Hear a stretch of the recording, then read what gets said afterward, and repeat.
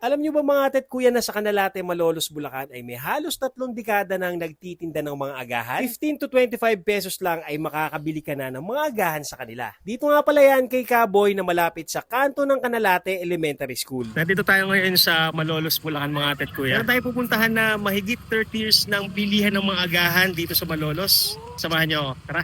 Gaano na po kayo katagal dito, tatay? Hindi ko naman tandaan. Kulang 30 taon siguro ako dito. Kulang 30 years na po. Kapatid kuya, dito lang yan sa Canalate, Malolos, Bulacan. Malapit sa kanto ng Canalate Elementary School. Dito, sa terminal ng tricycle. Dalawa pong lomi. Magkano po sa sopas, tatay? Lahat 25. Sa lugaw po. Ekisi. 15. Sa pansit, magkano po? 25 din po. Legendary na tindahan ng agahan sa Canalate. Taga rin po ba kayo, Malolos? Nakabanay ka ano? Pagkita lola ka rin.